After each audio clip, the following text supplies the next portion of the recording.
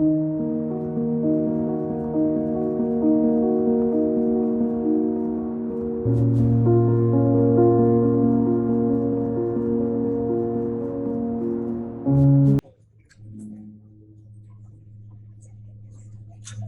be the glory, honor and praise. దేవునికి సమస్త మహిమ ఘనత ప్రభావములు చెందును గాక. He alone is worthy to be praised. ఆయన మాత్రమే స్తుతింప యోగ్యుడు. We come humbly that in your presence that you might speak to our hearts, edify us, revive us. ఆయన సన్నిధికి దీన మనస్కులుగా ఆయన మనతో మాట్లాడతాడని, మనకు మార్పు కలుగు చేస్తాడని, మనల్ని దీవిస్తాడని ఆయన సన్నిధిలో చేరి వస్తున్నాం. I know everything that I can satisfy you this morning by my words. నా మాటల ద్వారా ఈ ఉదయకాలం మిమ్మల్ని తృప్తిపరుస్తానని నాకెంత మాత్రము ఆశ లేదు. I along with you look to the Lord to speak to our hearts and cherish and nourish our hearts with his precious word.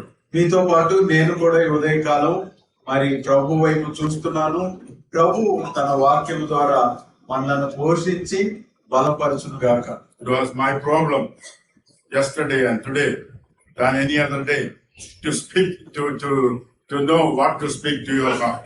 నిన్నటి దినాన ఆ తర్వాత ఈ దినాన అసలు ఏం మాట్లాడాలి అనే విషయంలో నేను తర్జన పడుతున్నాను. You prepared notes with me. కొన్ని నేను సిద్ధపరిచిన notes But I had no light upon that matter. అయితే ఆ విషయాల మీద నాకేమాత్రము ప్రేరణ అనేది రావటం లేదు. Praise God, he has given a few thoughts to me, and I request you that I may have sufficient words to convey what is in the heart and in the book of the Bible. మరి కొన్ని ధ్యానములు నేను మనసులో కలిగి ఉన్నాను. ప్రభు మన హృదయాలకు ఏమి మాట్లాడినై ఉన్నాడు ఈ పత్రిక ద్వారా అనేది నేను కూడా మీతో పాటు ఎదురు చూస్తున్నాను. When we think about revival, we think of so many things that is happening around the world. ఉద్యమం అంటే మరి లోకంలో అనేక చోట్ల జరిగే వాటి గురించి మనకు ఆలోచన వస్తుంది. What happened in England? England లో ఏం జరిగింది? What happened in that country and this country? ఆ దేశంలో మరొక దేశంలో ఏం జరిగింది? That may be revival. We have no doubt about that. దాని విషయంలో సందేహం ఏమీ లేదు, అది ఉద్యమమే తప్పకుండా. And sometimes we look to the Old Testament too. కొన్నిసార్లు పాత నిబంధన వైపు కూడా మనం చూస్తాం. And those things that happen in the lives of great men, we think to be happening in the church of God. మరి గొప్ప గొప్ప వ్యక్తుల జీవితాల్లో ఏమైతే జరుగుతుందో అది దేవుని సంఘంలో కూడా జరుగుతుంది అని మనం సాధారణంగా. This morning I am exercising my heart to turn your attention to the 2 Corinthians. ఈ ఉదయకాలము నా హృదయంలో 2వ కొరింథీ పత్రిక వైపు వెళ్ళాలని భారం కలిగి ఉన్నాను. You may wonder what is that talks about the revival in the church of God. ఈ సంఘంలో దేవుని సంఘంలో ఉజ్జీవము అనే మాటలు ఈ పత్రికలో ఏమి రావచ్చు అని ఆశ్చర్యపోవచ్చు. To speak about the revival, I think Corinthian church must be a classical example. ఒకవేళ ఉజ్జీవం గురించి మాట్లాడాలంటే దానికి అత్యుత్తమ ఉదాహరణ కొరింథీ సంఘమే. A church, an example of how a church that can be failed in many ways. మరి ఈ సంఘము దేనికి ఉదాహరణ అంటే ఎన్ని విషయాల్లో విఫలం అవ్వచ్చో దానికి మంచి ఉదాహరణ. Chapter 1 to 6, all kinds of sins were prevailing, though saints of God in Corinth.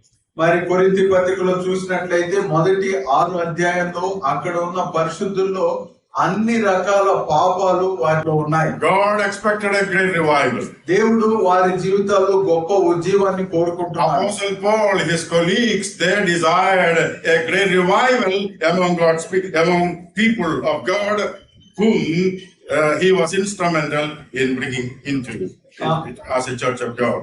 మరి వారిని ప్రభు యొద్దకు నడిపించడానికి దేవుడు ఎవరినైతే పరికరంగా వాడుకున్నాడో ఆ అపోస్తలుడైన పౌలు ఆయన సహచరులు ఈ సంఘంలో ఉజ్జీవం రావాలి అనే విషయంలో ఎంతో ఆసక్తి కలిగి ఉన్నారు. Epistles after epistles were written. పత్రికల తర్వాత పత్రికలు వ్రాయబడ్డాయి. It is believed that at least three epistles were written to them. I'm not going to go into those details. కనీసం 3 పత్రికలు రాయబడ్డాయని అనుకుంటూ ఉంటాం, కానీ ఆ వివరాల్లో The first Corinthians that we have seems to be the second epistle that he has written to Corinth. మామూలుగా చూస్తే మొదటి కొరింథీ పత్రిక ఏదైతే ఉందో అది వాస్తవానికి రెండవ కొరింథీ పత్రికగా వ్రాయబడింది అని భావిస్తారు. Because in chapter 5 he says, I have earlier written to you that you should have done this. మరి 5వ అధ్యాయంలో నేను మీకు ఇంతకు ముందే వ్రాసాను ఈ విషయాల గురించి అంటున్నాడు కదా. The spirit of the Lord worked in the hearts of the people. దేవుని ఆత్మ దేవుని ప్రజల హృదయాల్లో పనిచేస్తున్నాడు. God brought revival in the church at Corinth. కొరింథీ సంఘంలో దేవుడు ఉజ్జీవాన్ని తీసుకొచ్చారు. Second Corinthians is a letter of appreciation of what all happened in the city of Corinth. కొరింథీ పట్టణంలో ఏమేమైతే జరిగాయో దానిని గురించి అభినందిస్తూ రాయబడినది రెండవ కొరింథీ పత్రిక.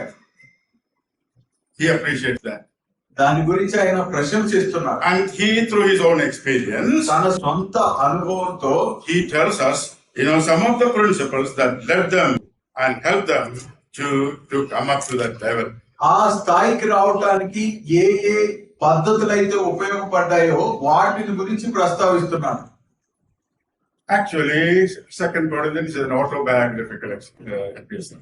నిజానికి ఈ రెండవ కొరింథీ పత్రిక ఒక జీవిత కథ లాంటిది. Autobiography. The experiences and the things that apostle had gone through and the things that he learned from.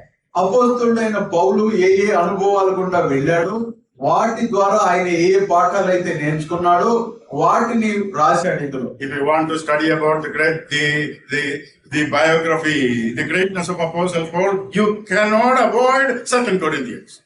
అపోస్తలుడైన పౌలు యొక్క ఆ గొప్పతనాన్ని గురించి తెలుసుకోవాలంటే రెండవ కొరింథీ పత్రిక చదవకుండా సాధ్యపడదు. Some of the unique experiences of Apostle Paul also that is not found in any other place. మిగతా మరే పత్రికల్లో కనపడని కొన్ని ప్రత్యేకమైన విభిన్నమైన అనుభవాలు పౌలుకు ఈ పత్రికలో ఆయన closes the epistles with such unique experience. ఆయన ఈ పత్రికను అలాంటి విభిన్నమైన ఆ అనుభవాలను పొందుపరుస్తూ ముగిస్తున్నాడు. Experience that he is got up to the very presence of God, the third heaven, a unique experience. మరి ఆయన మూడవ ఆకాశమునకు ఎత్తబడుట అనేది అది ఒక విభిన్నమైన అనుభవం. An experience that because of the abundance of revelation, a thorn was given to him. That the power of Christ may rest upon him. ఆయన మరి విశేషముగా ప్రత్యక్షతలు కలిగి ఉన్నందున ఆయన శరీరంలో ఒక ముళ్ళు కూడా ఉంచబడుట అనేది కూడా ఒక ప్రత్యేకమైన అనుభవం. Men who experience greater revelations of God than anybody else. మరి మిగతా వారందరికంటే కూడా ఈయనకు విభిన్నమైన ఎంతో మిన్నయైన అనుభవాలు ఉన్నాయి. Why I said that?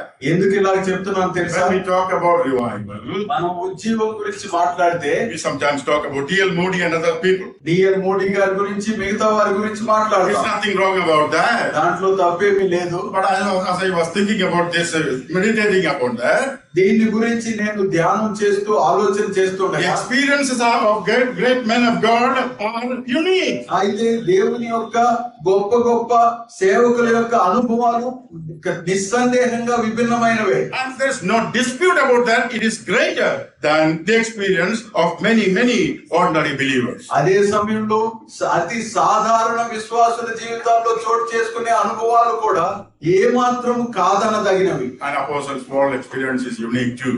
ఆ అపోస్తలుడైన పౌలు కూడా ఇలాంటి ప్రత్యేకమైన అనుభవాలు పొందాడు. At the outset of this message, let me tell you, no experience can be taught in the assembly of any God's people to be a standard of what it means to be a revival.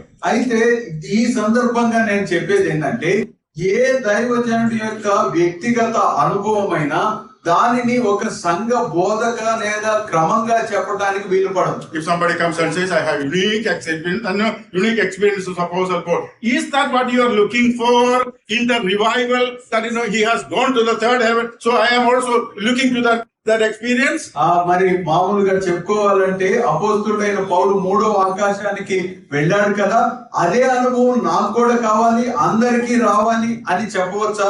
We live in a days where people depend much upon experience. ఈ దినాల్లో మనం ఎలాగున్నామంటే ఎక్కువ శాతము అనుభవాల మీద ఆధారపడుతున్నారు. And it happened to me. అది నాకు And జరిగింది. I tell it to people. నేనేమో మిగతా వారికి And ఏమంటాను? it encourages the people to do that. మరి నేను వారిని ప్రోత్సహిస్తూ మీరు కూడా అదే అనుభవం పొందండి అన్నట్లుగా చెప్తాను. That if you search the history of many of the denominations, that is it. Going after the experience of certain men and women. క్రైస్తవ్యంలోని అనేక శాఖల యొక్క అనుభవాలు చూసినట్లయితే ఆ సంఘాలను స్థాపించిన వారి విభిన్న అనుభవాలు వాటిని ప్రాతిపదికగా చేసుకొని ఈ సంఘాలు ఏర్పడ్డాయని It చూడవచ్చు. may give us some examples and some ideas about it. కొన్ని ఉదాహరణలుగా కొన్ని ఆలోచనలు మనకు కలిగించేవిగా అవి ఉండవచ్చు. It is true that we are studying second Corinthians. 2వ కొరింథీ పత్రిక మనం చదువుతున్నాం. With all humility, let me tell you that to study the experience of Apostle Paul is very good. ఎంతో దీన మనస్కుడిగా అపోస్తలుడైన పౌలు అనుభవాలు చదవటం ఎంతో మంచిదే It చెప్తున్నారు. is not upon experience that we build our Christian life. అయితే ఈ అనుభవాలను ఆధారం చేసుకొని మన క్రైస్తవ జీవితాన్ని If నిర్మించుకోకూడదు. 100 people are there, 100 మంది ప్రజలుంటే maybe 150 experiences. 150 అనుభవాలు ఉండవచ్చు. Then how you will choose from that? అయితే అలాంటి అనుభవాల నుంచి దేన్ని ఎన్నుకుంటావు? It is not experiences at all. అది అనుభవాల మీద మాత్రమే కాదు, It is the written word of God. ఇది లిఖించబడిన దేవుని వాక్యం మీద. If you have any experience that is not found in the written word of God, forget about it. ఒకవేళ లిఖించబడిన దేవుని వాక్యంలో దాని గురించి ఏమాత్రం చెప్పకపోతే దాని గురించి మర్చిపోయేది మంచిది. Look whether it is specifically written in the word of God. దేవుని వాక్యంలో దాని గురించి ప్రత్యేకంగా ప్రస్తావించాడా లేదా అని మనం చూడాలి. So experiences vary, but the written word of God abides forever and forever. అనుభవాలు మారిపోతూ ఉండవచ్చు కానీ దేవుని లిఖించబడిన వాక్యం అనేది నిరంతరము నిలుచున్నది. So we look to God. మనం దేవుని వైపు చూద్దాం. We look to the word of God. దేవుని వాక్యం వైపు Lord, చూద్దాం. what are the things that you want us to have in our life as you desire and you have written it and given to us? ప్రభువా, మీరు మాకు రాసి ఇచ్చి ఉంటుండగా ఏ అనుభవాలు ఏ పాఠాలు మేము నేర్చుకోవాలి, మేము నేర్చుకోవాలని ఏమి ఆశిస్తున్నాం ప్రభు అని అడుగుదాం. Apostle Paul is writing to Corinthians. కొరింథీ విశ్వాసులకు అపోస్తలుడైన పౌలు రాస్తున్నాడు. 2 Corinthians 2వ కొరింథీ chapter 1 మొదటి అధ్యాయం and verse 1. మొదటి వచనం. And to people of God at Achaia. మరి అక్కయ్యలో ఉంటున్న దేవుని ప్రజలకు. And now ఇప్పుడు verse 3 onwards. 3వ వచనం నుంచి He says that he looked to the triune God. ఆయన త్రిత్వుడై ఉన్న దేవుని వైపు To చూస్తున్నాడు. begin with, మరి ప్రారంభానికి చూస్తే we look into God's word and read verse 3 publicly. 3వ వచనాన్ని బహిరంగంగా అందరం చదువుదాం. 2 Corinthians chapter 1 and verse 3. 2వ కొరింథీ పత్రిక మొదటి అధ్యాయం 3వ వచనం. I pray that Lord might speak. ప్రభు మనతో మాట్లాడలాగున నేను ప్రార్థిస్తున్నాను. May my words may be just ordinary water, but may the Lord turn it into wine to our desire. ఆ మాటలు సాధారణ నీళ్లుగా ఉండవచ్చు కానీ మన ప్రియ ప్రభు దాన్ని మనందరికీ ఉపకరించులాగిన ద్రాక్షారసంగా మార్చును గాక. Verse 3. కనికరము చూపు తండ్రి, సమస్తమైన ఆదరణను అనుగ్రహించు దేవుడు, మన ప్రభు అయిన యేసుక్రీస్తు తండ్రియునైన దేవుడు స్తుతింపబడుగాక. Blessed be God, స్తుతింపబడుగాక. God of all comfort. సమస్త ఆదరణకు God of all comfort.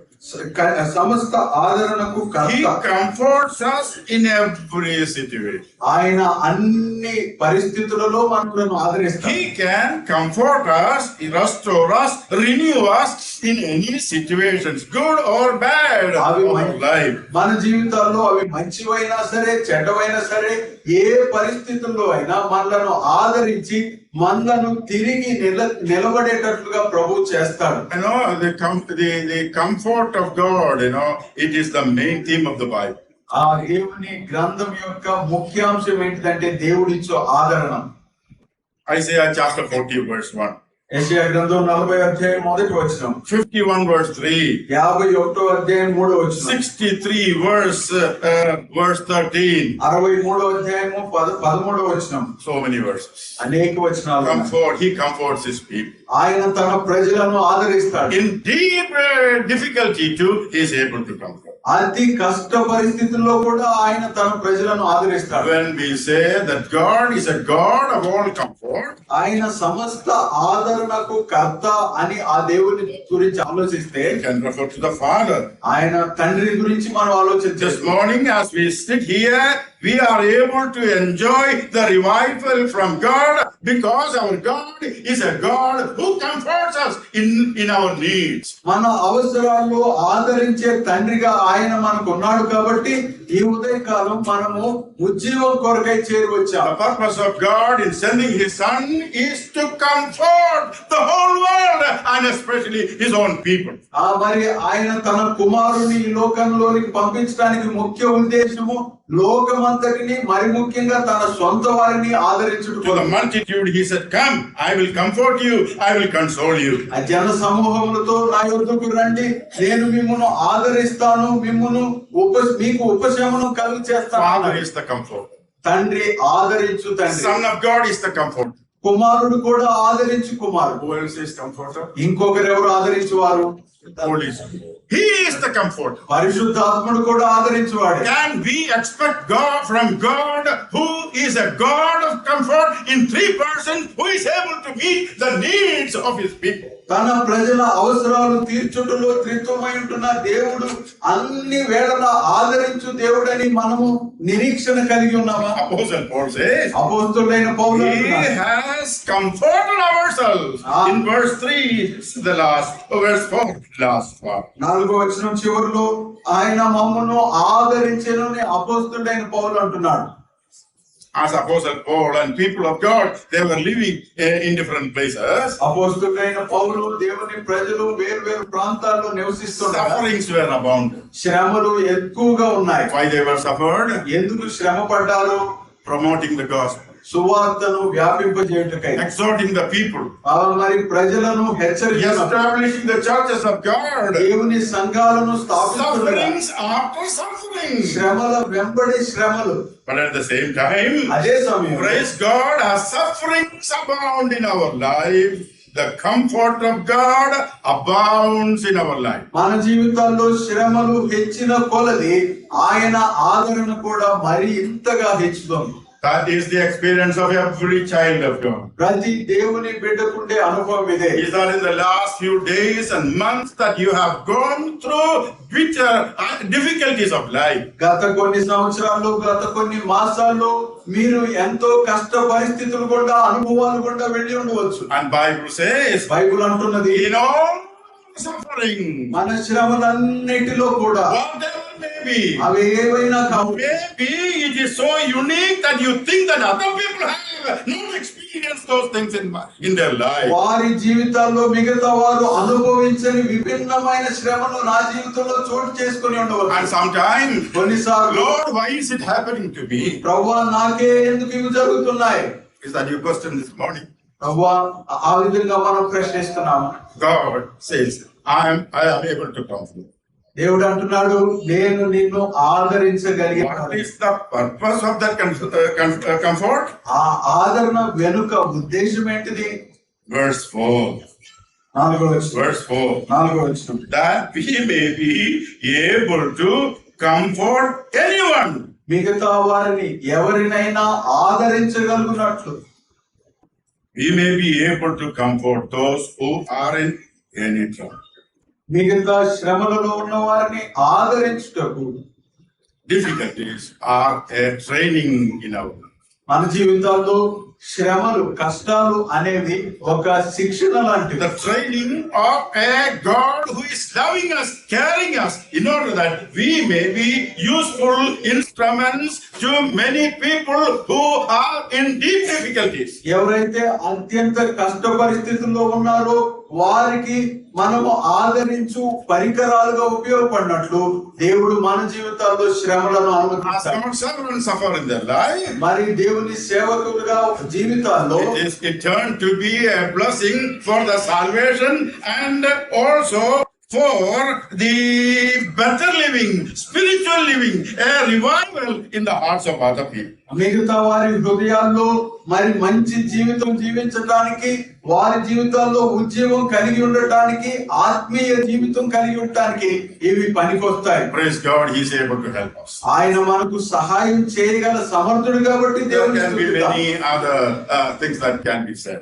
ఇంకా అనేక విషయాలు చెప్పవచ్చు. In order to make us more effective, మనలను ఇంకా మరి సామర్థ్యం కలిగిన in వారిగా order చేయడానికి, to give us more ability. మనకి ఇంకా ఎక్కువ సామర్థ్యం ఇవ్వటానికి Second Corinthians begins to tell us that God is at the work, God is at work in the life and in the heart of people and assemblies. రెండవ కొరింథీ పత్రిక ప్రారంభంలో చెప్పేది ఏంటంటే దేవుని ప్రజల హృదయాల్లో, దేవుని సంఘమును దేవుడు పని చేస్తున్నాడు అని. As you know, as it is said in verse 7, 7వ వచనంలో చెప్పినట్లుగా everyone who partake in the suffering also partake in the comfort, in the consolation of God. ఎవరైతే శ్రమలలో పాలు పొందుతున్నారో వారు దేవుడు అనుగ్రహించు ఆదరణలోను పాలువారై ఉన్నారు. Many times we think that, sufferings are only because of sin. అనేక సార్లు మనం అనుకునేది ఏంటంటే శ్రమలు కేవలం పాపమును బట్టే వస్తాయని. Sufferings that are here, apostle is describing, it's not because of his sin.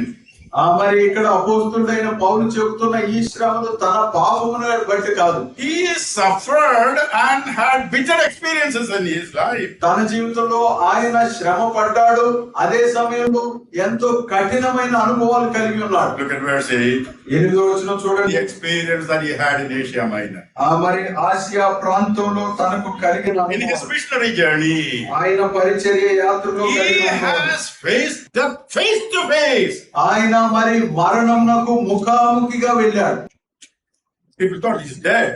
కొంతమంది ఆయనకి చనిపోయాడులే అనుకున్నారు. Why God allows such kind of things? ఎందుకు దేవుడు అలాంటి పరిస్థితులను అనుమతిస్తాడు? We do not know, we do not have the answer. మనకు తెలియదు, మన దగ్గర సమాధానం కూడా లేదు. But verse 9 tells us a second reason for that. 9వ వచనం దాని వెనుకున్న రెండవ కారణాన్ని What చెప్పాలి. is the second reason for that? దానికి ఉన్న రెండవ కారణం ఏంటిది? Verse 9, we should not trust in ourselves, but in God who raises the dead. మృతులను లేపు దేవుని యందే కానీ మా యందే మేము నమ్మిక ఉంచకుంటున్నట్లు. God is saying, in whatever situations of life, I am able to do it. దేవుడు ఏమని అంటున్నాడంటే జీవితంలో ఎట్టి పరిస్థితులు ఎదురైనా ఆ పరిస్థితుల మధ్య నేను ఉన్నాను.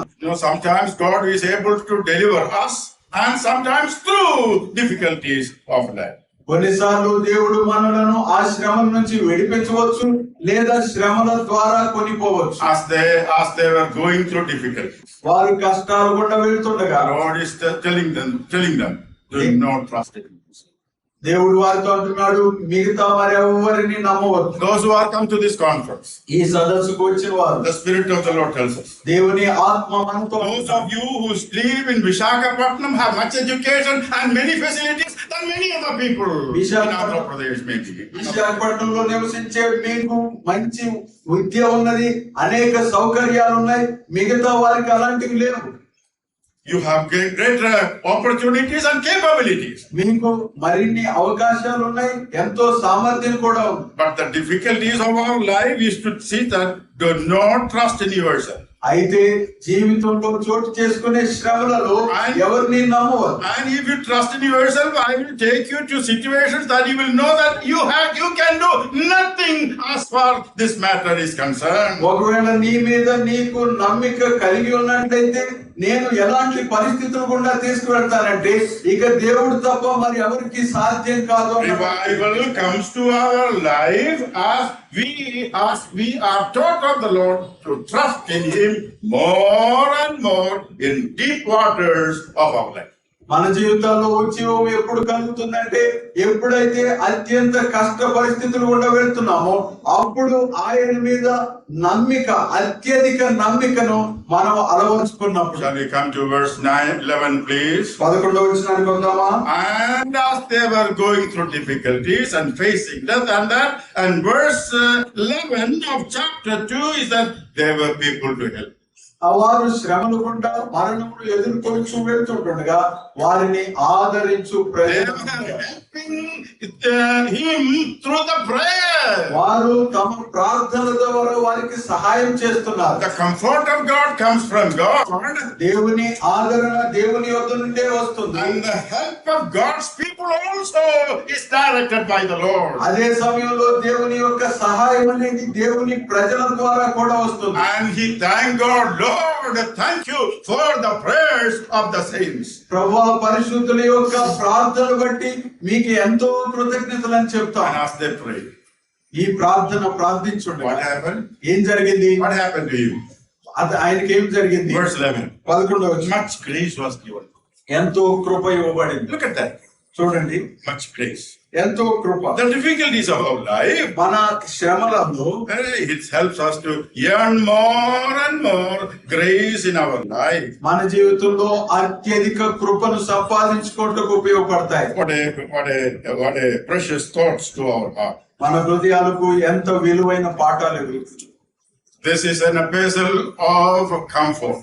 ఇది ఆదరణ కలిగించు I don't పత్రిక. know how many times you have read this epistle. ఇది ఎన్నిసార్లు మీరు చదివారో నాకు తెలియదు. And I'm sure that some of you have studied thoroughly this scripture. కొన్నిసార్లు కొంతమంది ఈ పత్రికను ఎంతో కూలంకుషంగా చదివి ఉంటారని తెలుసు. The one good name that you can talk, that you say about second, it is an epistle of comfort. Right from chapter 1 to last chapter. మొదటి అధ్యాయం నుంచి చివరి అధ్యాయం వరకు రెండవ కొరింథీ పత్రికకు ఒక పేరు పెట్టాలంటే ఇది ఆదరణ పత్రిక అని Shall చెప్తారు. I give you just some examples? కొన్ని ఉదాహరణలు మీకు చెప్తాను. Chapter 2 రెండవ అధ్యాయం and verse 7. 7వ వచనం. Verse 7. 7వ వచనం. గనుక మీరిక వానిని శిక్షింపక క్షమించి ఆదరించుట మంచిది.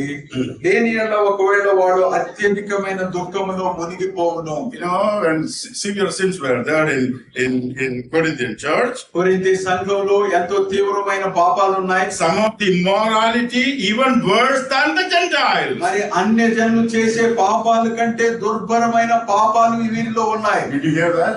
విన్నారా? God about our life.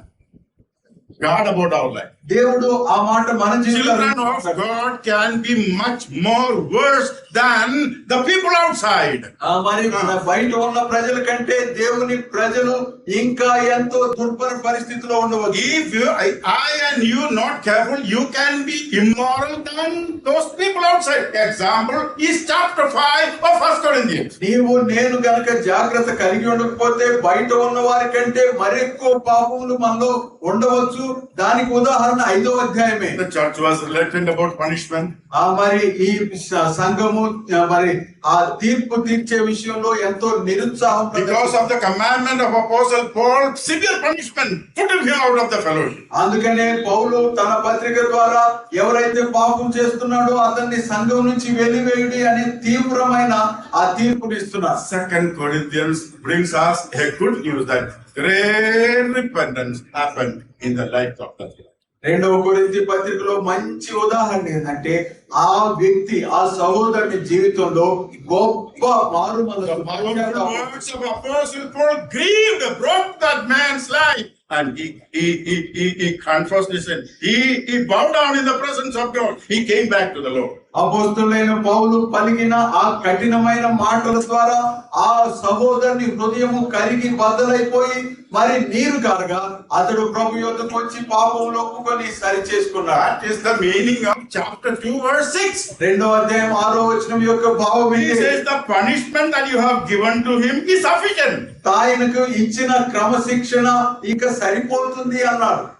Yeah, do you have that kind of system in YMCA assembly and the assembly here? YMCA సంఘంలో కానీ మిగతా సంఘాల్లో కానీ అలాంటి పద్ధతి ఉన్నదా? Do you take stern steps against people who live publicly in sin or other way? మరి బహిరంగంగా పాపంలో జీవించే వారి విషయంలో కఠినమైన వైఖరి తీసుకుంటున్నారా? Church is not a place that, you can live in a way that you like. Then come on Sunday morning and break bread. సంఘంలో ఎలాంటి పరిస్థితి ఉండాలంటే మరి నాకు ఇష్టం వచ్చినట్లు జీవించి ఆదివారం వచ్చి రొట్టె విరుస్తాను అంటే సరిపోతుందా? Scriptures and elders of the assembly are there to put punishment, inflict people with the discipline. మరి సంఘం లేఖనాలు కానీ సంఘ పెద్దలు కానీ ప్రజలు అలాంటి పాపంలో ఉన్న వారికి క్రమశిక్షణ చేసి వారిని సరిచేసే బాధ్యత ఉన్నది. Hand him over to Satan. అతనిని సాతానుకు Then అప్పగించు. Satan may discipline and destroy his body. సాతాను అతన్ని క్రమశిక్షణలో పెట్టి అతని శరీరమును పాడు చేయును. That is true. 1 Corinthians 11. Every time you read, before breaking of bread. రొట్టె విరిచే ముందు ప్రతిసారి 1 కొరింథీ పత్రిక 11వ అధ్యాయం చదువుతాం కదా. And after taking the discipline, ఆ క్రమశిక్షణ చర్య then he తరువాత talks about comfort. ఇప్పుడు ఆదరణ గురించి మాట్లాడుతున్నాడు. It is sufficient to discipline. ఆ క్రమశిక్షణ ఇవ్వడం మంచిదే. Then what else you have to do? ఆ తర్వాత ఏం Never చేయాలి? put that person and out of the assembly forever. మరి ఒక వ్యక్తిని ఎల్లప్పుడూ సంఘం నుంచి వెలివేయవద్దు. That is that, something is wrong. We completely put him out. మరి కొన్నిసార్లు మనం ఏం చేస్తామంటే అతన్ని ఏ మాత్రం లోపలికి రానికుండా వెలివేస్తాం. We neglect even his sincere confession and forgiveness of sins. అతడు యథార్థముగా చేసిన ఆ పశ్చాత్తాపాన్ని కూడా మనం పట్టించుకోకుండా అతన్ని వెలివేస్తాం. When person confesses sin, ఎవరైనా ఒక వ్యక్తి తన పాపములను ఒప్పుకుంటే forgive him. అతన్ని క్షమించాడు. See that? Forgive him and comfort him. అతన్ని ఆదరించండి. Reaffirm in verse 8. Reaffirm your love to him. అతని ఎడల మీరు మరలా ప్రేమ చూపించుడి. Brother, we sincerely love. సోదరుడా, నిన్ను యథార్థంగా ప్రేమిస్తున్నా. As child of God, as men and women of God, we have to discipline you for certain manner. దేవుని బిడ్డగా మరి దేవుని సంబంధించిన సంఘం సభ్యులుగా మేము మిమ్మల్ని క్రమశిక్షణలో పెట్టాల్సి Since వచ్చింది. we have come to know that you are disciplined by the Lord and you dedicated your life back to the Lord, we are so glad and we give back all our love concern to you, dear brother. మీరు నిజముగా పశ్చాత్తాపడ్డారని తెలుసుకున్నాం కాబట్టి, మరలా దేవుని యొద్ద సరి చేసుకున్నారని తెలుసుకున్నాం కాబట్టి, మరలా మేము నిజముగా యథార్థంగా మిమ్మల్ని ప్రేమించి ఆహ్వానిస్తున్నాం. And sometimes we don't do that. కొన్నిసార్లు మనం ఆ పని చేయం. And verse 11, 11వ వచనం what happened? ఏం జరిగింది? When we don't do that, అది మనం చేయకపోతే, you should understand verse 11 in that context. Lest Satan should take advantage of us. ఆ 11వ వచనం ఈ సందర్భంలో మనం అర్థం చేసుకోవాలి. సాతాను ఆ అవకాశాన్ని వాడుకుంటాడు. And we are ignorant of his device. సాతాను తంత్రములను మనం ఎరుగని He వారు. will defeat the many churches because of that devices, defeating devices. మరి విఫలము చేసే ఈ తంత్రమును వాడి అనేక సంఘాలను సాతాను ఆ బలహీనపరుస్తాడు. Then there's a group of Satan. కొన్నిసార్లు వర్గాలు వస్తాయి. He's not really repenting. No, don't happen. ఇప్పుడు కొంతమంది ఒక గుంపులో చేరి అతను నిజంగా పశ్చాత్తాపడలేదు, Others will say- రానివ్వద్దంటారు. So others will say he's a true believer, and because of that there's a fight and the assembly is divided. మరి కొంతమంది ఏమో అతడు మరి మంచి విశ్వాసి పశ్చాత్తాపడ్డాడు అంటారు. When he- ఈ విధంగా వైరుధ్యంతో విభేదాలు I వస్తాయి. don't think it is unnecessary to say that when we deal with other people, we think that there is no sin. We are angels from heaven.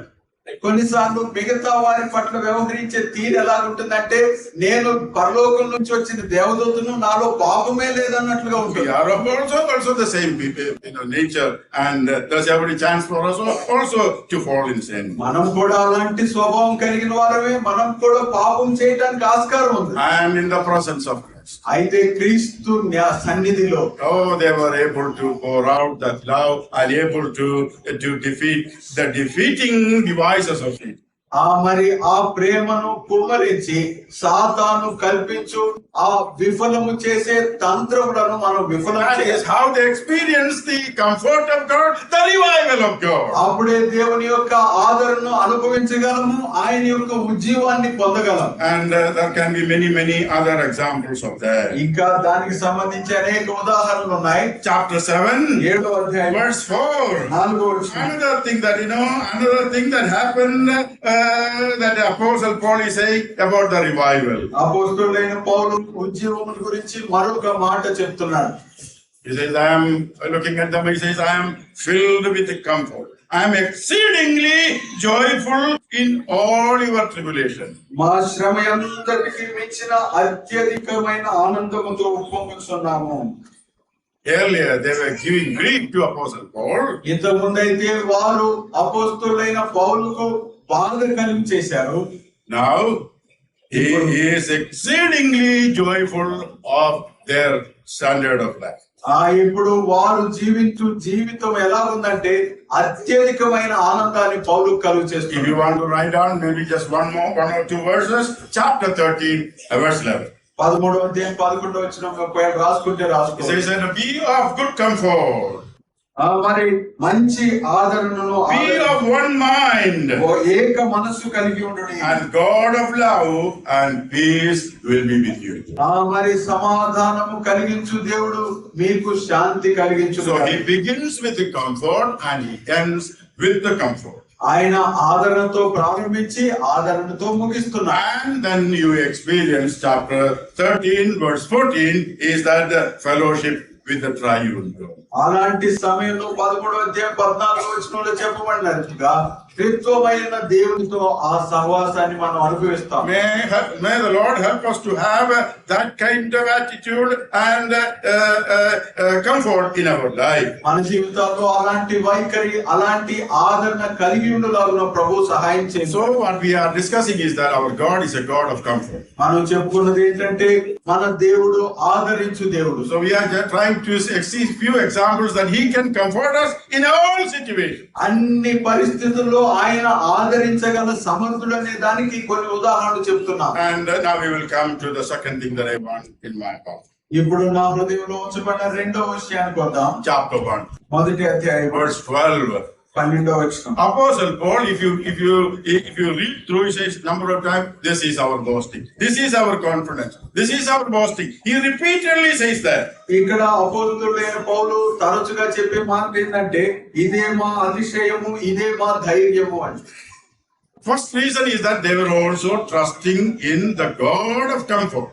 మొదటి కారణం ఏంటంటే వారు ఆదరణకర్త అయిన దేవుని యందు నమ్మిక కలిగి That ఉన్నారు. brought revival to them.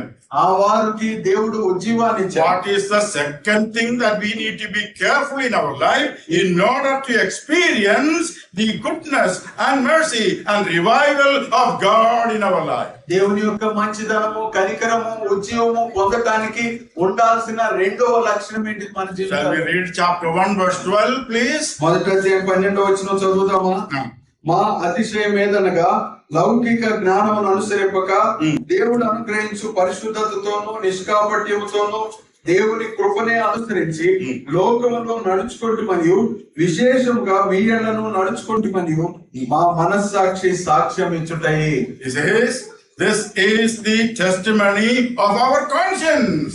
మరి ఈ మనస్సాక్షి ఇస్తున్న సాక్ష్యం ఇదే. Every one of us has a conscience. ప్రతి ఒక్కరికి మనస్సాక్షి ఉన్నది. Always conscience either justify against us or for us. అని ఎన్నో సార్లు మనస్సాక్షి మనకు వ్యతిరేకంగా గాని లేదా మనకు సానుకూలంగా గాని సాక్ష్యం ఇస్తూ ఉండవచ్చు. What is the conscience is testifying here? ఇక్కడ ఆయన మనస్సాక్షి దేని గురించి సాక్ష్యం ఇస్తున్నది? Every time our conscience will have a testimony. మరి మన మనస్సాక్షి అన్ని వేళల్లో ఒక సాక్ష్యం ఇస్తూ ఉంటుంది. Apostle Paul says, అపోస్తలుడైన పౌలు concerning our conduct, our behavior in the Corinthian church. కొరింథీ సంఘంలో వారికి ఉంటున్న ప్రవర్తనను బట్టి వారి యొక్క గుణ లక్షణాలను బట్టి అంటున్నారు. Corinthian people are loose life people. కొరింథీ ప్రజలు ఎలాంటి వారంటే ఇష్టారీతిగా జీవించేవారు. So ministers also can be what? Loose life. No problem. Because People are loose, they can also do. పరిచర్య చేసేవారు కూడా కొన్నిసార్లు ఇష్టారీతిని జీవించవచ్చు, ఎందుకంటే ప్రజలు అలాగే ఉన్నారు కాబట్టి నేను కూడా ఉంటే. When only the standard of the people is so high, then only certain people are.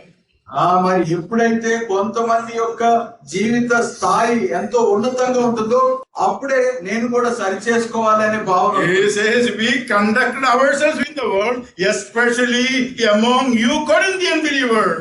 మరి మీ మధ్య, మరి ముఖ్యంగా లోకంలో మీ మధ్య ఉంటున్న ఆ ప్రవర్తన గురించి అంటున్నాను. How did they have a good conduct? వారికి అంత మంచి ప్రవర్తన ఎలాగొచ్చింది? Not by worldly wisdom. మరి లోక జ్ఞానం అనుసరించి, Not because that he had a PhD or a master's degree. వారు మరి మంచి చదువు PhD-నో లేకపోతే PG-నో చేయటానికి బట్టి కాదు. I appreciate, those higher education and such kind of things.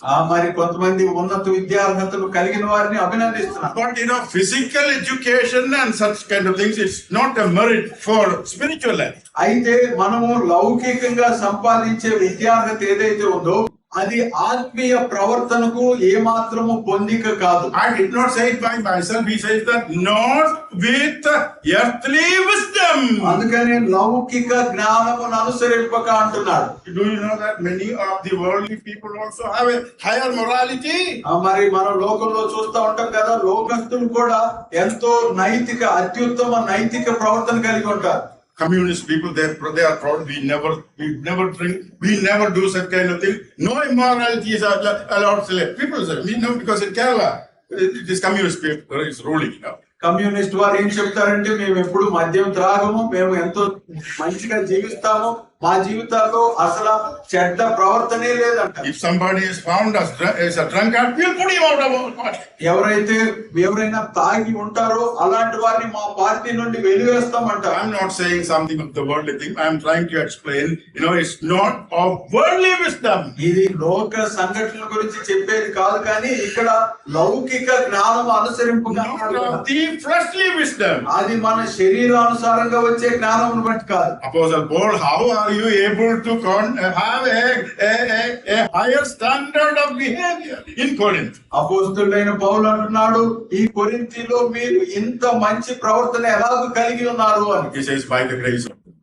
దేవుని కృపను బట్టి. Very clearly in chapter 12 and verse 12, he says, chapter 1, 2 Corinthians, verse 12. మరి 2వ కొరింథీ పత్రిక 1వ అధ్యాయం 12వ వచనంలో, మా అతిశయం ఏదనగా లౌకిక జ్ఞానం అనుసరింపుగా దేవుడు అనుగ్రహించు పరిశుద్ధతతోనూ నిష్కాపట్యంతోనూ దేవుని కృపనే అనుసరించి in everyday matter of life, మరి అనుదిన జీవితంలో ప్రతి విషయంలో he trusted in the grace of God. దేవుని కృప మీదనే నమ్మకం. Lord, I am your servant. ప్రభువా నీ సేవకుడు, I am your child. నీ బిడ్డను నేను.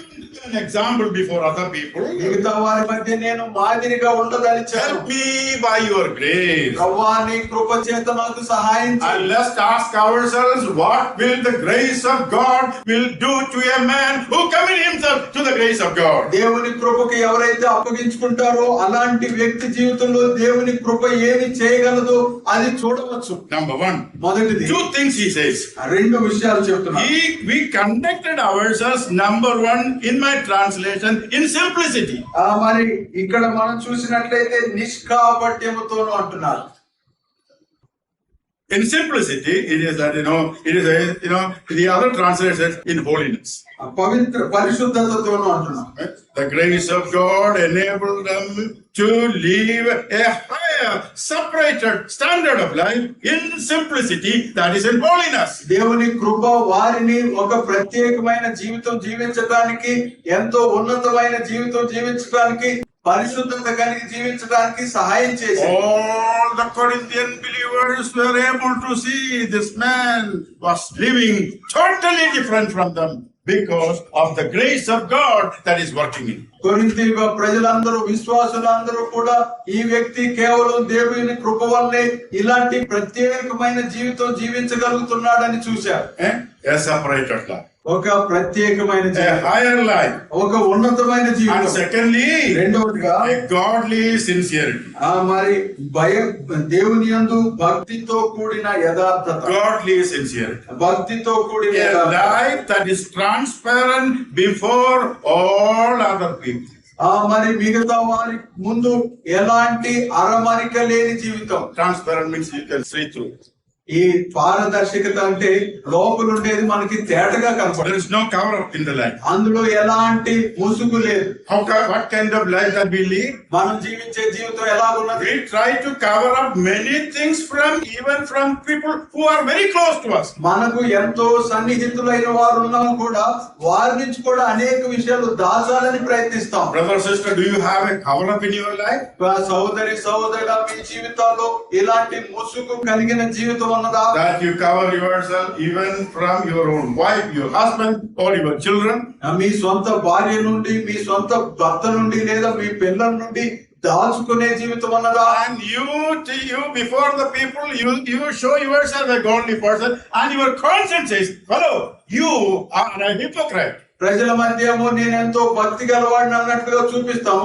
అయితే మన సొంత మనస్సాక్షి నీవు వేషధారివి అని సాక్ష్యం ఇస్తూ You cannot cover up your conscience. మన మనస్సాక్షిని మనం ఏమాత్రం ముసుగు వేసుకుంటాం. Brother, sister, you expect revival? ఇలాంటి పరిస్థితుల్లో ఉద్యోగం కలుగుతుందా? You need to be careful about our conscience. మన మనస్సాక్షి గురించి మనం ఎంతో జాగ్రత్త. Apostle Paul says, this is our boasting.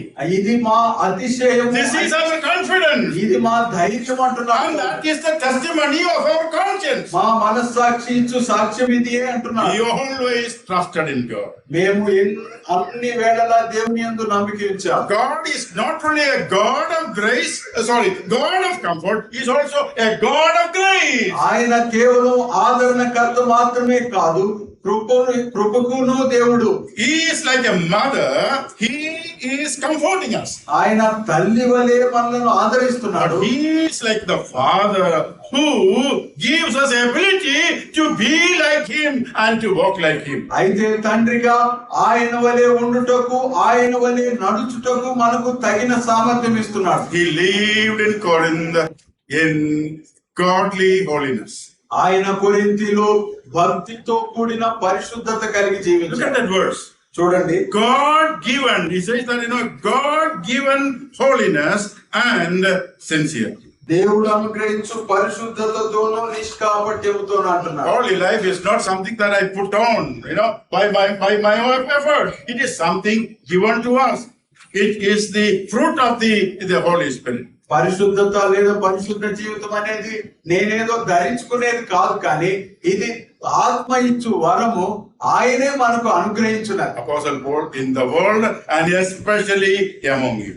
మరి అపోస్తలుడైన పౌలు లోకంలోను మరి ముఖ్యంగా మీ మధ్య అంటున్నారు. The grace of God enables us to be godly people right in the assembly and outside of the assembly. దేవుని కృప, దేవుని భక్తి కలిగిన వారిగా సంఘములోను మరి ముఖ్యంగా బయటను సహాయం చేస్తుంది. What a precious thought. ఎంత విలువైన సత్యం కదా. And we'll just read verse 14 again. మరలా చదువుదాం. And Apostle Paul says, what I am saying, you understand. నేను చెప్పున్నది మీరు అర్థం చేసుకొనుడి అంటున్నాడు. And look at that sentence. ఆ మాట చూడండి, I like that sentence. ఆ మాట నాకు ఇష్టం. And we are your boast. మేమే మీకును అతిశయ కారణమై ఉందుమని. We are your boast. మేము మీకు అతిశయ కారణమై The ఉందుమని. Corinthian people would say, the servant of God is here, we boast about him.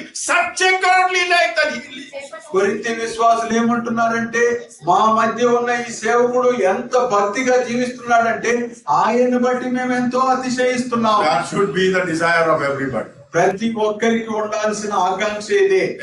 We should be the boast of God's people around. మన చుట్టూ ఉంటున్న దేవుని ప్రజలకు అతిశయ కారణంగా ఉండాలి. Apostle Paul boasted about Corinthians. అపోస్తలుడైన పౌలు కొరింథీ విశ్వాసులను బట్టి He అతిశయపడుతున్నాడు. says that no, you also are ours. You are our boasting. మీరు మాకు అతిశయ కారణముగా ఉన్నారని వారి గురించి చెప్తున్నారు. Apostle Paul even today is saying that I instructed them and the Spirit of the Lord taught them, and Corinthian believers corrected them. అపోస్తలుడైన పౌలు ఇప్పటికీ ఏమంటున్నాడంటే, నేను వారిని హెచ్చరించాను, ఆత్మ వారిని సరిచేశారు, వారు సరిదిద్దుకున్నారు. Are you sitting in the presence of God and correcting your life? మనం దేవుని సన్నిధిలో కూర్చుని ఉంటుండగా మనలను మనం సరి చేసుకుంటున్నామా? And others can boast about you. మిగతా వారు మనలను చూసి అతిశయ కారణమని The చెప్పుకొనగలరా? servant of God, we are proud of him, the way he live in public and secret life. దేవుని సేవకుడుగా అతడు బహిరంగంగా కానీ రహస్య జీవితంలో జీవించేది మాకెంతో అతిశయ కారణమని చెప్పగలరా? It is not easily attainable. ఇది సులువుగా సాధ్యపడేది కాదు. May I humbly say that should be the heart desire of each one of us. అయితే దీనుడిగా నేను చెప్పే మాట ఏంటంటే మనలో ప్రతి ఒక్కరికి మన హృదయాభిలాషగా ఇది ఉండాలి. And the day will come. ఒక రోజు రాబోతుంది. Look at that verse again. Please read Anna, verse 14. 14వ వచనాన్ని మరలా చదువుదాం.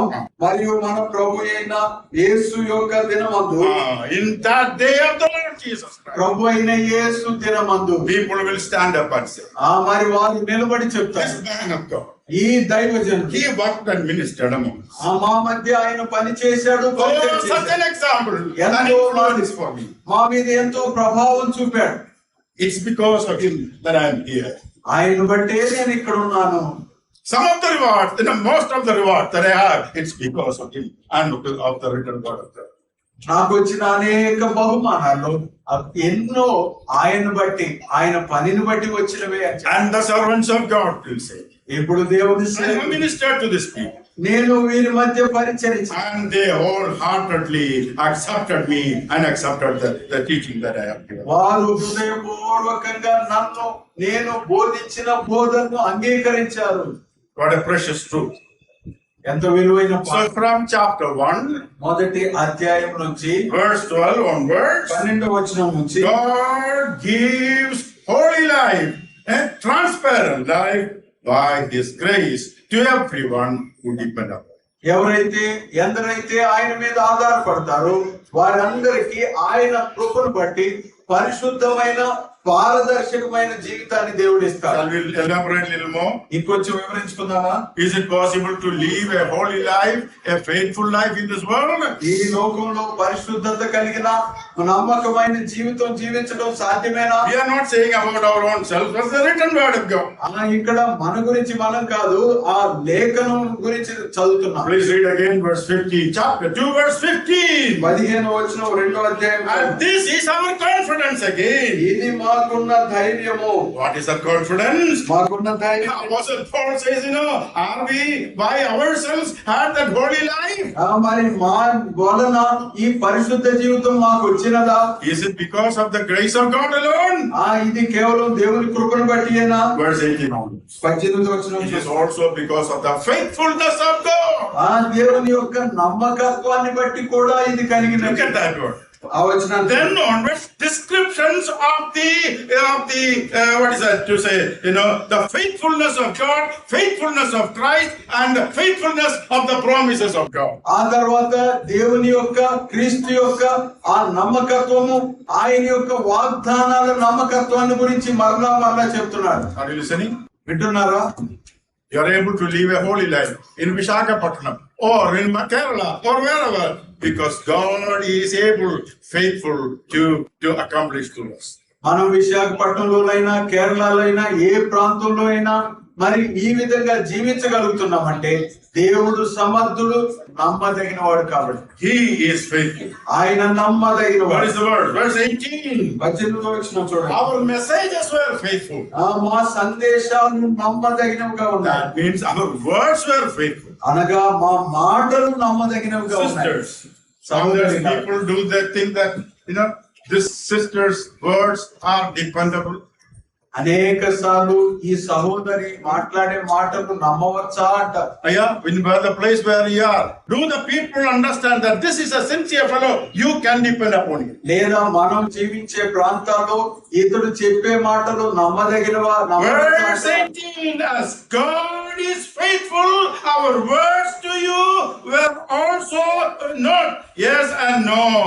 మరి 18వ వచనంలో దేవుడు నమ్మదగిన వాడు కనుక మేము మీకు చెప్పిన వాక్యము అవునని చెప్పి కాదన్నట్టుగా ఉండలేదు. It can be the word of God. ఇది దేవుని వాక్యం. The messages that he said. ఆయన అందించిన The వర్తమానం, testimony that he had. ఆయనకున్న సాక్ష్యం కావచ్చు, The witness that he had. తనకున్న సాక్ష్య జీవితం కావచ్చు, All faithful. ఇదంతా నమ్మదగినదే. Thirdly, మూడవదిగా the Son of God, Jesus Christ, whom we have preached among you, he is faithful. మరియు మీ మధ్య ప్రకటించిన దేవుని కుమారుడకు క్రీస్తు నమ్మదగిన వాడు. He is faithful. ఆయన నమ్మదగిన వాడు. He is able to do exceedingly abundantly. మనము అడిగిన వాటికంటే, ఊహించిన వాటికంటే అత్యధికంగా చేయగలిగిన వాడు. What else? ఇంకా ఏంటి? Verse 20. 20వ వచనం. Can we expect revival from God? దేవుడి నుంచి మనం ఉజ్జీవాన్ని ఆశించవచ్చా? God is faithful. దేవుడు నమ్మదగిన God's వాడు. servant is faithful. దేవుని సేవకుడు Son of నమ్మదగిన God వాడు. is faithful. Son of God is faithful. దేవుని కుమారుడు నమ్మదగిన వాడు. Verse 20. 20వ వచనం. All the promises of God are faithful. ఆయన దేవుని వాగ్దానములన్నీ కూడా We నమ్మదగినవి. can say to the glory of God that we can completely trust in the written promises of God. దేవుని మహిమార్థమై ఈ మాట ఖచ్చితంగా చెప్పవచ్చు. దేవుని లిఖింపబడిన వాగ్దానాలన్నీ కూడా నమ్మదగినవే. Why promises of God are faithful? దేవుని వాగ్దానములు ఎందుకు నమ్మదగినవి? 3 words if you carefully note into the scriptures. లేఖనాలు నిశ్చితంగా గమనిస్తే 3 పదాలు. Number 1, మొదటిది it is because of the Father. అది తండ్రిని బట్టి. Verse 20. 20వ వచనం. Verse 21, 21వ it వచనం. is because of Christ Jesus. మరి అది క్రీస్తు యేసును బట్టి. Verse 22. 22వ See, వచనం. I am not reading anything out of the text. Verse 22, it is because of the Spirit of God. 22వ వచనం దేవుని యొక్క ఆత్మను బట్టి. You see the Trinity of God there? ఇక్కడ దేవుని త్రిత్వము కనబడుతున్నదా? Only some of you are sleeping. Not everybody. మీలో కొంతమంది నిద్రపోతున్నారు, అందరూ కాదు. How many of you are sleeping? Show your hand. I'm not asking. ఎంతమంది నిద్రపోతున్నారో Are you చెప్పండి. faithful? మీరు నమ్మకంగా ఉన్నారు. You're talking about the faithfulness of God. నమ్మకత్వాన్ని గురించి మాట్లాడుతున్నాను. Sir, brother, I am sleeping. Sorry.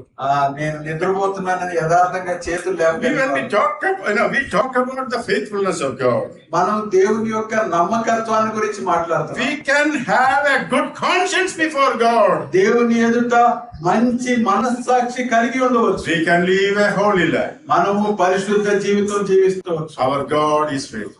మన దేవుడు నమ్మదగిన వాడు. Triune God. త్రిత్వమై ఉన్న దేవుడు. Let's see some of the promises of God. దేవుని యొక్క కొన్ని వాగ్దానాలను చూద్దాం. Some of the things that are there. ఇక్కడ ఉన్న కొన్ని విషయాలు. Verse 21. 21వ వచనం. He who establishes us. మనలను స్థిరపరచు దేవుడు. He establishes, Father establishes us with Christ. క్రీస్తుతో కూడా తండ్రి మనలను స్థిరపరుస్తున్నాడు. It is not in past tense, it is in present tense. ఇది జరిగిపోయిన దాని గురించి చెప్పడం లేదు. Father continuously establishes us, strengthens us in Christ. క్రీస్తునందు తండ్రి మనలను నిరంతరము కూడా స్థిరపరుస్తూ మనలను బలపరుస్తున్నాడు. What do you mean by revival? ఉజ్జీవం అంటే అర్థం ఏంటి? Yeah, what is the revival? ఉజ్జీవం అంటే అర్థం ఏంటి? You come together, clap and jump and all that. మనం వచ్చి చప్పట్లు కొట్టి గంతులేస్తేనా? That is what people called, revival. అది అనేక మంది అనుకునేది ఇదే You ఉజ్జీవం. have no relationship with the Lord. దేవునితో ఎలాంటి సంబంధం ఉండదు. You live an unfaithful life. మరి అపనమ్మక జీవితం. And you come here and jump and clap your hand. That is what you call faith, revival and faithful life. అయితే ఇక్కడికి వచ్చి చప్పట్లు కొట్టి గంతులేస్తావు, ఇదే ఉజ్జీవము, ఇదే దేవుని యొక్క నమ్మకత్వం అంటావు We కదా. are learning from page of chapter to chapter what it means to be revival and commitment to God. మరి మనము పేజీ వెంబడి పేజీలో చూస్తున్నాము. ఉజ్జీవం అంటే ఏంటి, దేవునికి నమ్మకస్తులుగా అప్పగించుకోవటం అంటే ఏంటి అని. Number 1, మొదటిది because of the faithfulness of God's word and God and servants of God, he here says that God establishes us with Christ. దేవుని బట్టి, దేవుని వాక్యమును బట్టి, దేవుని సేవకులను బట్టి దేవుడు క్రీస్తునందు మనల్ని స్థిరపరుస్తున్నాడు. Even this morning, ఈ ఉదయకాలంలో కూడా He is establishing us, మనలను ఆయన strengthening us, మనలను బలపరుచు cherishing us, మన ఎందు ఆనంద reviving us, మనలను ఉజ్జీవం making us fruitful life, మనలను ఫలవంతులుగా చేస్తున్నాడు. making us to repent of our sins and turn to God and say, Lord, I am not established in you. ప్రభువా అని మన పాపములను ఒప్పుకొని ఇంకా నేను బడలేదు ప్రభువా అని ఒప్పుకున్నట్లుగా I am established financially. ఆర్థిక పరంగా నేను I స్థిరపరచబడ్డాను. wanted to say, few years ago, I am not established. మరి ఇంతకు ముందు కొన్ని సంవత్సరాలు Very poor fellow. ఎంతో భేదవాడిని. I didn't have a place to lay my head. మరి నేను తలవంచుకు కూడా స్థలం లేదు. But now, in ఇప్పుడు the city of Visakhapatnam, Visakhapatnam I have big spacious house. నాకు పెద్ద బంగళా ఉన్నది. Now I am healthy. ఇప్పుడు నేను ఆరోగ్యంగా Few more children. ఇంకొంతమంది పిల్లలు, Business is there. వ్యాపారం ఉంది, Job is there. ఉద్యోగం And ఉంది. people say you are established person in Visakhapatnam. మరి విశాఖపట్నంలో నువ్వు స్థిరపడిన పౌరుడు అని ప్రజలు అంటున్నారు. Is that you call revival? ఇది ఉద్యోగం అని మనం అనుకోవచ్చా? You think about ungodly people, they are much more established than us. మరి లోకస్తుల్ని భక్తిహీనులు చూస్తే మనకంటే వారు స్థితిమంతులుగా ఉన్నారు. Immoral and dishonoring people, they are making money and many other things than faithful people. మరి దేవుని బిడ్డల కంటే అనైతికంగా జీవించువారు, దేవునికి అవమానకరంగా జీవించువారు ఎక్కువ ధనం సంపాదిస్తున్నారు కదా. Number one, మొదటిది Father establishes us తండ్రి along with the Son. ఆ దేవుని కుమారుని ద్వారా తండ్రి మనలను స్థిరపరుస్తున్నారు. Number two, రెండవది second one is fastness. He has anointed us. ఆయన మనను అభిషేకించాడు అని అయిపోయిన కార్యాన్ని. Anointed is past tense, and something that happened. మరి అభిషేకించాడు అంటే జరిగిపోయిన దాని గురించి. Anointed means that he has anointed us with the Holy Spirit. ఆయన పరిశుద్ధాత్మతో మనలను అభిషేకించాడని ఇది The కాదు. teacher has come into my life. మరి ఆ బోధించే ఆయన నా జీవితంలోనికి వచ్చాడు. Where is the teacher? The teacher of the scripture is inside. లేఖనమును బోధించే ఆ బోధకుడు ఎక్కడ ఉన్నాడంటే నా లోపల. First John chapter 2 says nobody need to teach you. The anointing teaches you everything. మొదటి యోహాను పత్రికలో ఇంకెవరు బోధించిన అవసరం లేదు, పరిశుద్ధాత్ముడే బోధించగలడు అంటున్నాడు. Do you know that we are very godly, very blessed and privileged people? మనం ఎంతో దీవించబడిన వారము, ఆధిక్యత కలిగిన వారమని మనకు తెలియదా? That is why some of the illiterate people like us can learn and understand, go to the depth of the scriptures by the teaching of the Holy Spirit. అందుకనే పరిశుద్ధాత్ముడు బోధిస్తూ ఉంటుండగా నిరక్షరాస్యులైన దేవుని యొక్క వాక్యపు లోతుల్లోనికి వెళ్ళి నేర్చుకొని చెప్పగలిగిన వారుగా ఉన్నారు. Nobody need to teach us. The teacher is himself. మరి ఎవరు బోధింపనక్కర్లేదు, బోధకుడు. The written word of God is in us. దేవుని వాక్యము, లిఖించబడిన వాక్యము As you sit in the presence of God, దేవుని సన్నిధిలో కూర్చొని ఉండగా teacher teach us the word of God, and he revives us and bring revival to us. ఆ బోధకుడు, ఉపదేశకుడు దేవుని వాక్యాన్ని బోధిస్తూ మనలో ఉజ్జీవాన్ని ప్రజ్వలింపజేస్తాడు. He has anointed us. He is God. God has anointed us with his Holy Spirit. మనలను దేవుడు తన పరిశుద్ధాత్మతో అభిషేకించాడు. And he has sealed us. That is also past tense. మరి ఆయన మనకు ముద్ర వేశాడు అనేది కూడా But జరిగిపోయింది. our life is secure. ఇప్పుడు మన జీవితం No భద్రపరచబడింది. man can do anything without the permission of God. దేవుని అనుమతి లేకుండా ఏ మనిషి మనకు ఏమీ చేయజాలడు. We are the property of God. మనము దేవుని సొత్తు. The seal of God is there. Ownership of God. మరి దేవుని యొక్క ముద్ర, దేవుని యొక్క స్వార్జితము అనే ఆ ఆస్తిగా మనం ఉన్నాం. And all that thing given to us by the Holy Spirit. మనకున్నదంతా కూడా పరిశుద్ధాత్మని చేత ఇవ్వబడి. Where is the Holy Spirit? పరిశుద్ధాత్ముడు ఎక్కడ ఉన్నాడు? He has given the Holy Spirit in our heart. ఆ పరిశుద్ధాత్ముని మన హృదయాల్లోనికి ఆయన ఇచ్చాడు. Where is it? ఆయన ఎక్కడ ఉన్నాడు? Where is that sister? ఎక్కడ ఉన్నాడు? It's the scripture. Verse 22. 22వ వచనంలో I'm not saying my own opinion. నా మాటలు, సొంత మాటలు చెప్తాను. Sorry, just to look at certain words, just to make it clear. So he is inside. ఆయన మనలోనే ఉన్నాడు. The teacher is inside and the protector is inside. The guarantee is inside. ఉపదేశకుడు, సంరక్షకుడు, మనకు హామీదారు కూడా మన మధ్య ఉన్నాడు. And he is our guarantee. ఆయనే మనకు భయానగా ఉన్నాడు. And we are guaranteed of the fact that one day we will be with him.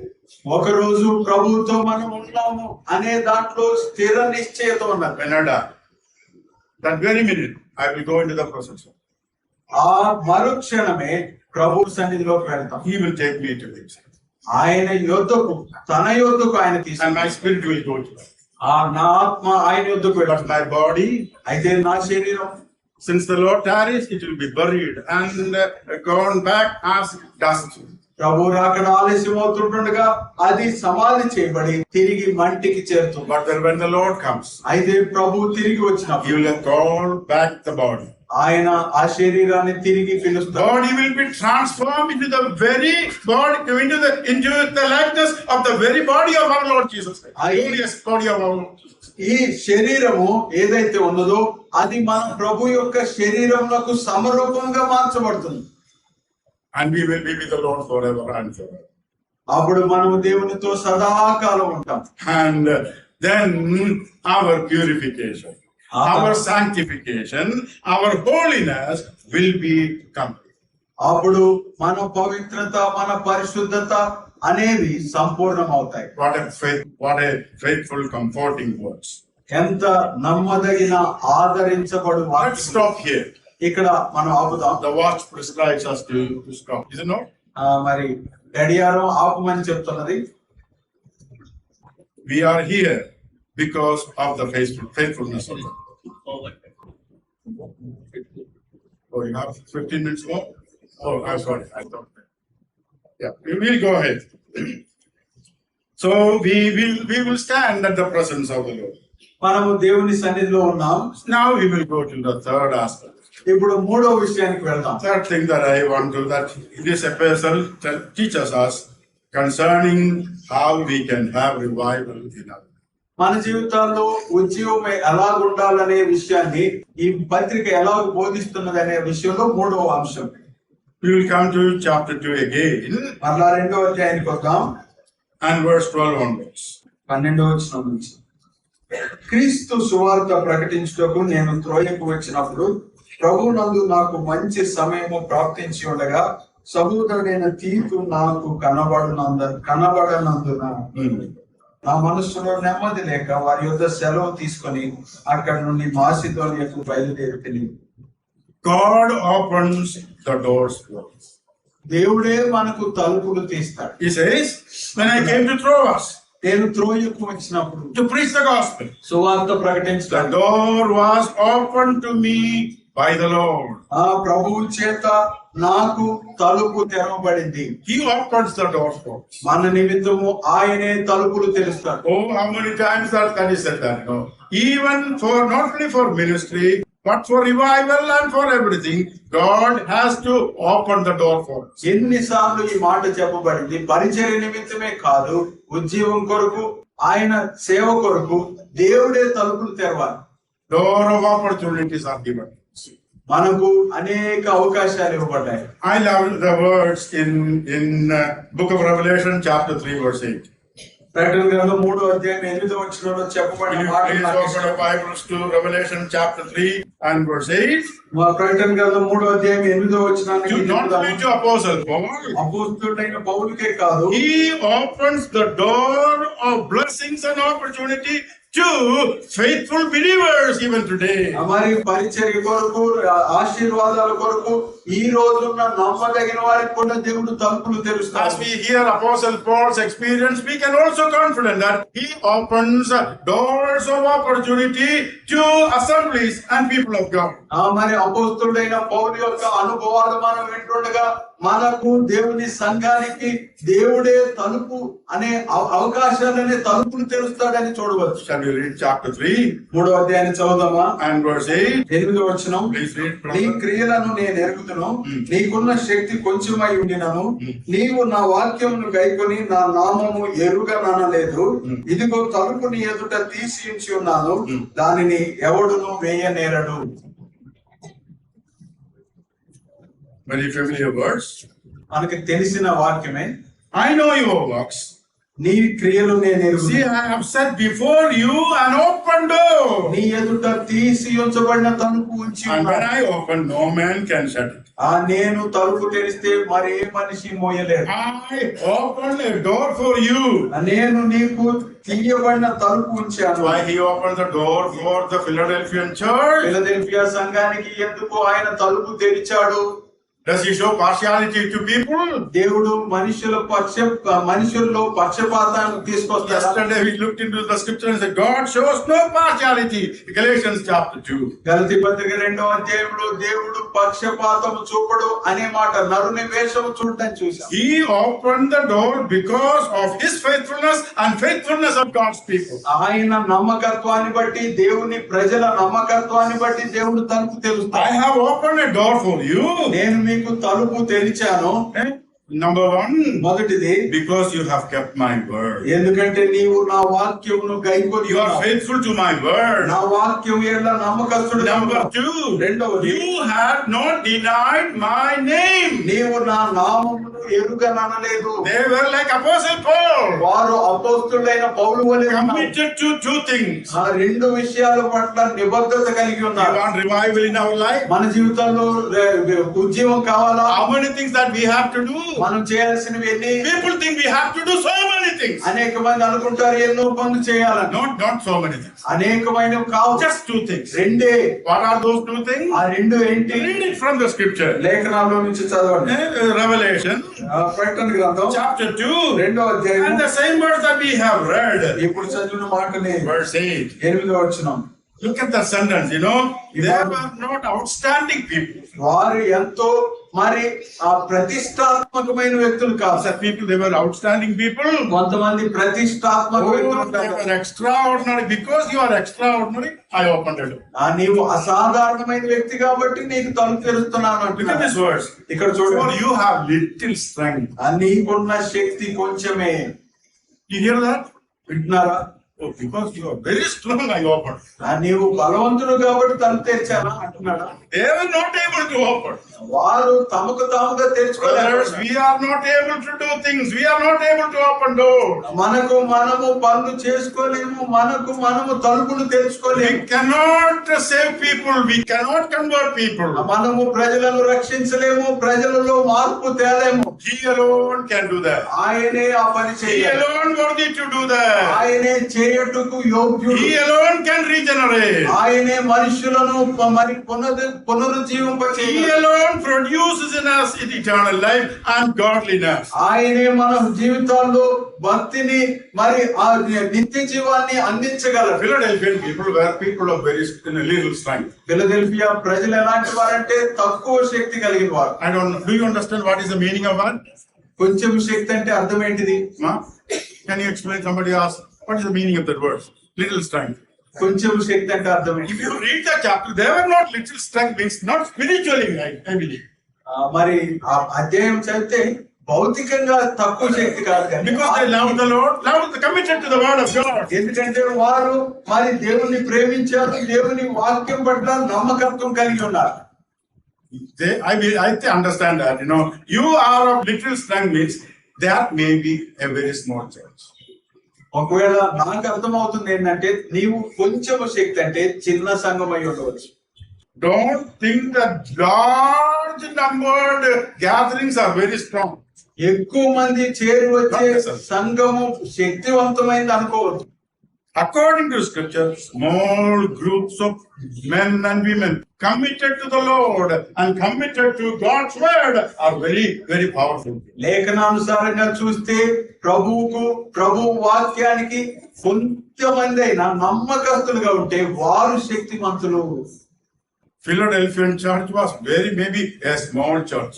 Philadelphia సంఘం బహుశా చాలా చిన్న సంఘం అయి ఉంటుంది. And you may ask a question, how do you know that? నీకు ఎలా తెలుసు అని మీరు అడగవచ్చు. How do you know that? నీకు ఎలా తెలుసు అని అనవచ్చు. You have any idea? I don't know a bigger idea. మీకంటే నాకు ఎక్కువేం తెలియదు. If there is no letter like this, we should have never known Church at Philadelphia. ఇలాంటి పత్రిక కనుక లేకపోతే ఫిలదెల్ఫియాలో సంఘం ఉందనేదే మనకు తెలియదు. No reference, nowhere else other than Revelation chapter 2. ప్రకటన గ్రంథం 2వ అధ్యాయము 3వ అధ్యాయంలో తప్ప దీని గురించిన ప్రస్తావన ఇంకెక్కడా లేదు. Maybe a small group of people బహుశా అతి కొద్ది సంఖ్యలో ఉన్నవారు committed to the Lord, వారు ప్రభు యందు నమ్మకస్తులుగా ఉన్నారు. committed to God's word. దేవుని వాక్యానికి I నమ్మకస్తులుగా believe ఉన్నారు. that is the meaning of it. దానికి అర్థం అదే అని నాకు అనిపిస్తుంది. And God works greater things through them. వారి ద్వారా దేవుడు గొప్ప కార్యాలు It చేస్తున్నారు. is not mighty groups that accomplish great things. గొప్ప పనులు చేసేవారు గొప్ప సంఖ్యలో ఉన్నవారు కాదు. It is through people who love the Lord. ఇది ప్రభువును ప్రేమించే వారి ద్వారా జరిగేది. You know, if you read that verse, we are not going to dwell on that. Verse 9. 9వ వచనం చూడండి చదివితే, You know, it says that, I will make people of Satan to come and worship before you. The reason is that, it says that, and to know that I have loved you. నేను నిన్ను ప్రేమించినని నీవు తెలుసుకున్నట్లు సాతాను సమాజపు వారు వచ్చి మీ మధ్య ఆరాధన చేయుటకు అనుమతిస్తాను. Small group of people really loved by the Lord. కొద్ది సంఖ్యలో ఉన్నప్పటికీ కూడా నిజముగా దేవుని చేత వారు I ప్రేమించబడ్డారు. believe that among all the 7 churches, this was a church the Lord dearly loved. నేను అనుకునేది ఏంటంటే ఇక్కడ ఉన్న 7 సంఘాల్లో దేవుడు బహు ప్రియముగా ఎంచిన సంఘం ఇదే అని అనిపిస్తుంది. Brother and sister, ప్రియ సహోదరి సహోదరు, bow our heads. మనం తలలు వంచుతాం. Lord, my family, ఆ, my family, నా కుటుంబం గురించి, my life, my little life. మరి నా జీవితం It గురించి. is so little. It is so little. అది చిన్నది. But I want you to love. I want to experience your love. ప్రభువా, నేను చిన్న కుటుంబమైనా, నేను చిన్నవాడినైనా నీ ప్రేమ అనుభవించగోరుతున్నా.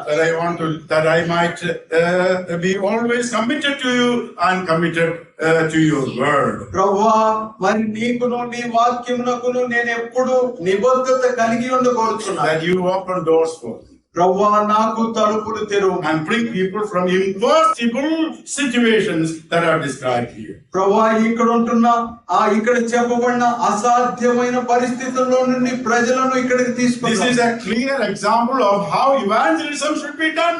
ఆ సువార్త ఎలాగూ చేయాలనే దానికి మంచి ఉదాహరణ ఇది. He says, I will make those of the synagogue of Satan to come and I will make them to worship before you. సాతాను సమాజపు వారిని మీ మధ్యకు తీసుకుని వచ్చి వారు మీ మధ్య ఆరాధించినట్లుగా చేస్తాను అంటున్నాడు. God opens doors for the faithful people. నమ్మకస్తులకు దేవుడు తలుపు తీస్తున్నాడు. 1 Corinthians 1 కొరింథీ పత్రిక chapter 16 16వ అధ్యాయం and verse 9. 9వ వచనం. Apostle Paul again experience. Tells us about his experience. అపోస్తలుడైన పౌలు మరలా తన అనుభవాన్ని గురించి He చెప్తున్నాడు. says about his ministry in Ephesus. Please read that. Verse 8. Chapters 1 Corinthians chapter 16 and verse 8 and 9. 1 కొరింథీ పత్రిక 16వ అధ్యాయం 8, 9 వచనాలు చూద్దాం. ప్రభు సెలవైతే మీ యొద్ద కొంతకాలం ఉండ నిరీక్షించున్నాను కనుక ఇప్పుడు మార్గంలో మిమ్మల్ని చూచుటకు నాకు మనస్సు లేదు. కార్యానుకూలమైన మంచి సమయం నాకు ప్రాప్తించి ఉన్నది. మరియు ఎదిరించు వారు అనేకులు ఉన్నారు కనుక పెంతెకొస్తు వరకు ఎఫెసులో నిలిచి ఉండును. A great and effective door was opened to me. Yes, God opened a great and effective door in Ephesus. ఎఫెసులో దేవుడు గొప్ప అనుకూలమైన ప్రభావ సిద్ధమైన తలుపులు తెరిచాడు. What a precious truth. ఎంత మంచి సత్యం. Maybe before we leave that thought, మరి దీని నుంచి ముందుకు వెళ్ళడానికి ముందుగా Colossians chapter 4. కొలస్సీ పత్రిక 4వ అధ్యాయం. Those verses are very well known to us. ఈ మాటలు మనకు పరిచయమైనవి. Not only God opens the way for ministry and for godly life. పరిచర్య కొరకు దేవునిలో భక్తిగా జీవించడానికే తలుపులు తెరవడం I కాదు. love this verse. ఈ మాట నాకు ఇష్టం. That should be the prayer of all the people of God. దేవుని ప్రజల యొక్క ప్రార్థన అయి ఉండాలి. And especially the servants of God. మరి ముఖ్యంగా దేవుని సేవకుల ప్రార్థనగా ఉండాలి. Colossians chapter 4 కొలస్సీ పత్రిక 4వ అధ్యాయం and verse 2 and 3. 2-3 వచనాలు. Please read that. ప్రార్థన యందు నిలకడగా ఉండి కృతజ్ఞత గలవారై దాని యందు మెలకువగా ఉండుడి. మరియు నేను బంధకములలో ఉంచబట్టుకు కారణమైన క్రీస్తు మర్మమునకు వచ్చి నేను బోధింపవలసిన విధంగానే ఆ మర్మమును వెల్లడిపరచినట్లు వాక్యము చెప్పుటకు అనుకూలమైన సమయం దేవుడు దయచేయవలని మా కొరకు ప్రార్థించుడి. Do you have that prayer? మనకు అలాంటి Do you ask ప్రార్థన, people to pray for this matter? ఈ విషయాన్ని గురించి ప్రజలు ప్రార్థన చేయాలని We ask others to pray for us. మన గురించి ఇతరులు ప్రార్థన It's చేయమని always mostly for the material things. అనేక సార్లు ఎక్కువ సార్లు భౌతిక Here is a సంబంధం. man of God. అయితే ఇక్కడ దైవజనుడు He asks the people to pray. ఇక్కడ ప్రజలను ఏమని ప్రార్థన What is he చేయమంటున్నాడు? asking? What is his request? దేని గురించి ప్రార్థించమని I కోరుతున్నాడు? am praying.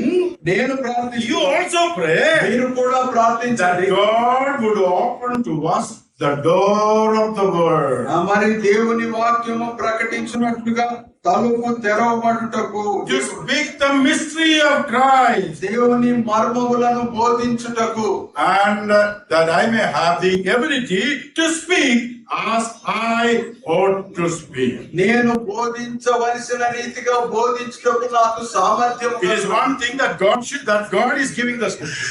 మరి దేవుడు లేఖనాన్ని ఇచ్చుట ఒక విషయం, Open the door of the word. మరి వాక్యమును ప్రకటించే ఆ తలుపు But తెరవటం. it is another responsibility to make clear the thoughts of God to the hearing of God's people. అయితే దేవుడిచ్చు ఆ ధ్యానములను ఆలోచనలను వినువారికి వినున్నట్లుగా చెప్పుటం మరి ఒక ఎత్తు. That is what he says. That I may, what is the verse? That I may manifest the mystery of Christ. నేను బోధింపవలసిన విధముగా క్రీస్తు మర్మమును వెల్లడిపరచుటకు. What a precious truth. ఎంత విలువైన Coming పాఠం. back to again to 2 Corinthians, 2 కొరింథీ పత్రిక తిరిగి వద్దాం. chapter 2 2వ అధ్యాయం and verse 12 again. 12వ వచనం A మాట. door was opened to me, ఒక తలుపు నాకు తెరవబడింది. and he continues to speak about it. దీని గురించి ఆయన మాట్లాడుతూ ఉంటాడు. Door was opened, colleagues were given to him. మరి తలుపు తెరవబడింది, తనకు సహచరులు ఇవ్వబడ్డారు. And verse 14.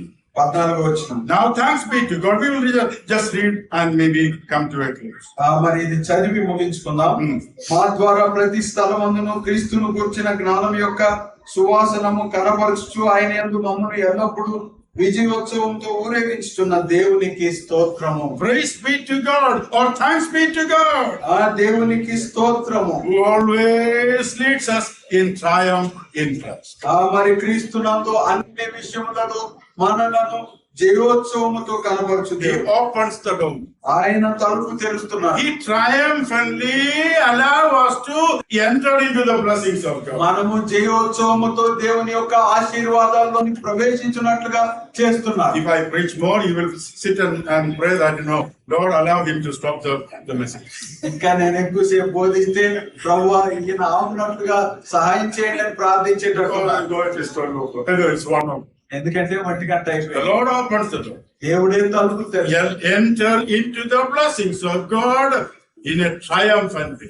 దేవుని యొక్క ఆశీర్వాదపు నివాసంలోనికి జయోత్సవముతో వెళదాం. YMCA assembly and other assembly, and we all of us desire a revival in our lives. YMCA సంఘం కానీ మరి ఇతర సంఘాలు కానీ మనం అందరం కూడా ఉద్యమానికి యోగ్యులం, అర్హులం.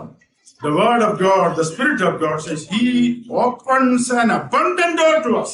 ఇక్కడ లేఖనం ఏం చెప్తుందంటే, ఆత్మ ఏం చెప్తున్నాడంటే మనకు సమృద్ధి అయిన తలుపులు తెరుస్తాయి. Along with all other saints of God, we can triumphantly enter into and enjoy the blessings of God. మనము మిగతా పరిశుద్ధులతో కూడా జయోత్సవంతో వెళ్ళి దేవుని యొక్క ఆశీర్వాదాలను అనుభవించవచ్చు. God willing, we will come into this last session and discuss about that. ప్రభు చిత్తమైతే చివరి కోడికలో మిగతా విషయాలు Thank you. మాట్లాడదాం. God bless us all. వందనాలు. దేవుడు మనల్ని దీవించుకుంటారు.